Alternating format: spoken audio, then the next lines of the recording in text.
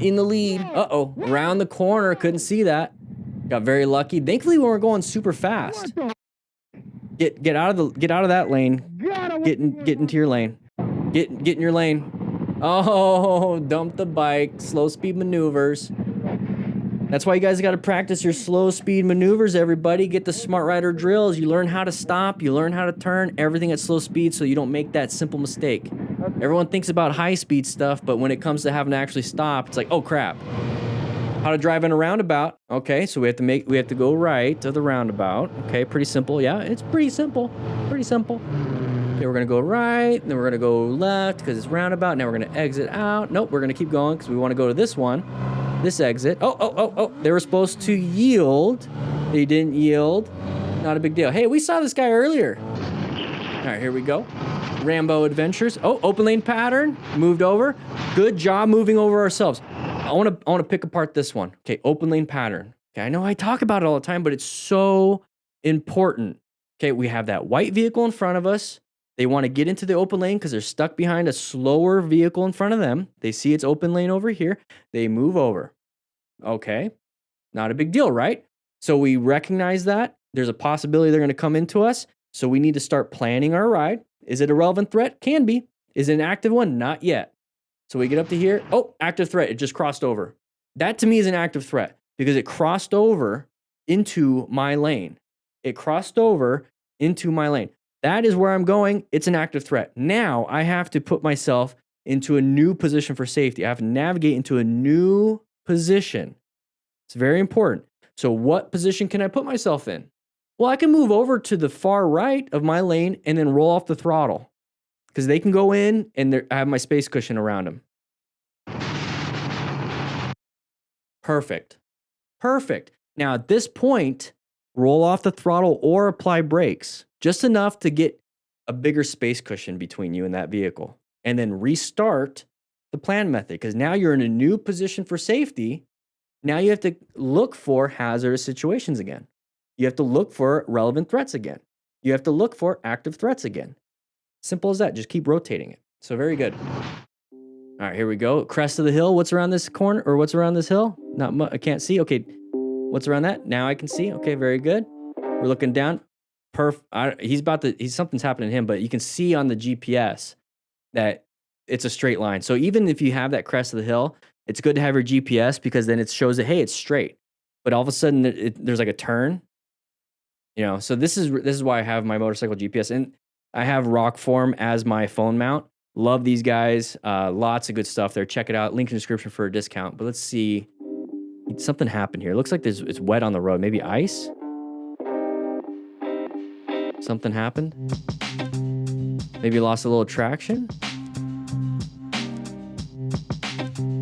Probably something happened with his bike. So good job pulling over safely, calmly. Oh. That's not good.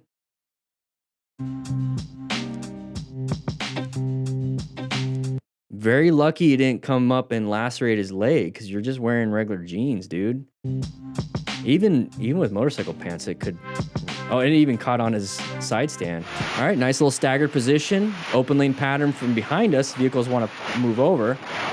Hopefully this guy doesn't want to move over into us. Okay. So he's in the fast lane. Whoa, cut us off. Whoa, dude. D-bag move. Yeah. Terrible drivers out there. Telling you that. Now, you can choose at this point. This is a great road rage lesson here. You can choose at this point to get extremely pissed off because now you're in a fight or flight moment because it like brought your adrenaline up, right? You can choose to go into road rage.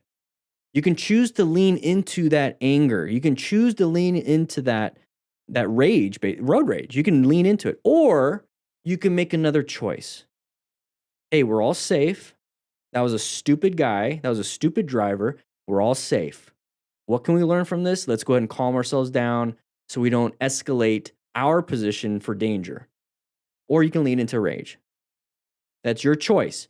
That is the same thing for any situation you ever have in your life. Your girlfriend pisses you off, right? I'm going to lean into getting defensive and getting rage, or let's go ahead and have a respectful conflict and resolution. Let's go ahead and let's establish boundaries. Let's go ahead and do this. Let's figure this out. Was it a betrayal? You process, journal, talk to somebody that you trust, whatever it is, get over it, and then come to the situation without that emotion attached to it. Same thing with this. I'm going to tell you right now, it's incredibly hard to do any of that. Incredibly hard. But what, we're kind of diving a little bit in here. We'll probably cut this out. But for YouTube members and for Smart Rider crew, hopefully you guys are watching this. It's incredibly hard to do that process. To manage your emotions instead of going into rage or fear or any of that stuff, and to go in with a calm mind because you processed it. It's incredibly hard, and you're going to fail a lot. You're going to fail a lot. And that's where forgiveness and grace comes into play. And your partner and other people are going to fail. And that's when you offer forgiveness and grace. Lots of things like that. So try your best, do your best, and understand tools can help you process it. That's why I said talk to a friend or journal about it. If you can journal about it, you're writing all the emotions onto paper. Now you can read your emotions on paper and be like, that's not who I want to be. I need to live to my principles. I need to live to the morals that I have. I want to be a good person. This doesn't sound like a good person right now on this paper. It does not sound like a good person on this paper. That's not who I want to be. So I will not act like that. I need to figure out a way to set a boundary or still defend myself, but without harming somebody to defend myself. So it's really difficult to do. And that's why you don't act immediately. It's why you process and you take some time. You might have to go for a walk. You might have to do something. You might have to do whatever. With motorcycle riding, you might have to pull off on the side of the road and calm yourself down or whatever it is. But it's tough. I get that. All right, let's watch this one. Oh, hands up. Rider went down. How do we rescue somebody that went down? How do we rescue? Okay. So make sure somebody calls 911. Make sure somebody calls 911. Who's calling? Perfect. Someone call.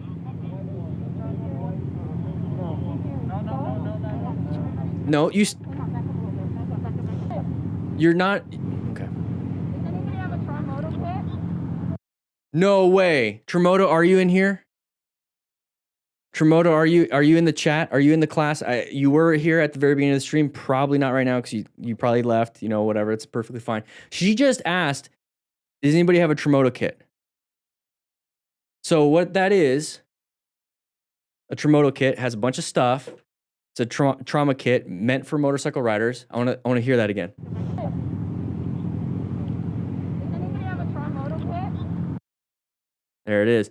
So the reason why, let's see, there's a little bit of red on the arm, so maybe there's a laceration. What about your neck? Oh. Come up to here. When I was saying call 911. Who's calling? So that's perfect because part of rescue is remain calm, and it says call 911 or tell someone to call 911. Not say who's calling 911. I mean, you could do that to start a conversation, but you need to tell someone to call 911 and make sure they actually call 911. The reason why I say that is because you have to get the chain of survival going. If you don't know what chain of survival is, let's go ahead and bring that up. All right, so recognizing an incident, calling 911. Now, the start CPR, use AED. This is for layman, like not, it says layman right there. It got me distracted. But this is for like any situation, kind of like we were talking about perception, reaction, and braking distance for total stopping distance. This is perception, response right here, call 911. And then this is what you need to do. Like it could be apply a tourniquet. It could be apply, whatever, do whatever. But CPR, this is for CPR. But the main one is getting EMS response and hospital care. Okay. So if you're just sitting here like, oh crap, something happened and nobody calls 911 and maybe you apply a tourniquet and whatnot, they'll never get that EMS response or hospital care. If they have a massive laceration, you get a tourniquet on them. That's great. You stop the bleeding, but they need surgery because if they have massive bleeding, they have blood vessels being torn up and bleeding everywhere. If it's an arterial bleed, they need surgery. But if nobody calls 911, they can never get to the hospital unless you take them. But they could be bleeding out by then. So yeah, recognize the problem, call 911, do something, get them. And then EMS is on scene and then they get the hospital care. So getting that chain of survival is absolutely imperative. It's super important. So him saying that, me saying that, that's why it's there. Someone call. So he's saying, no, no, no, no, no. Stop. Somebody needs to call 911. Now, I get it. You're in a big group ride. Maybe some problem is happening where it's preventing you from wanting to call 911. I get it. Whatever.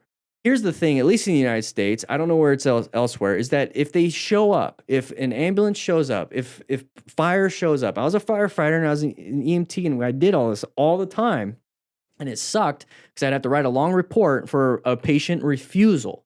So if we show up and you don't want to go to the hospital and you are adamant you don't want to go to the hospital and you have consent, you have informed consent. Now there's implied consent. If you're unconscious, we're going to take you because you can't say no. Simple as that. But if you're conscious and alert and you say you don't want to go, okay, here's sign a piece of paper that releases liability from us because we showed up and you said no. So if something happens to you and you die, you can't sue us. Simple as that. And then we leave. And then I got to write a big report just in case something happens. So you can just do that. Do a right of refusal. Simple. We leave. But if you're over here saying don't call 911, we never get to show up. What happens if something bad happened? What happens if something in between him saying don't call 911 and you guys go like leaving? He starts going unconscious. He starts having shock-like symptoms. Maybe he has a head injury symptom that's getting worse. Maybe he stops breathing, whatever. Well, nobody called 911. We can't get there. Now you guys are calling 911. Now we're still 5 to 8 minutes away when you could have called 5 to 8 minutes ago and we would have been on scene when he stopped breathing. And then we could have solved the problem. So make sure you call 911 and you can always cancel us when we're on scene.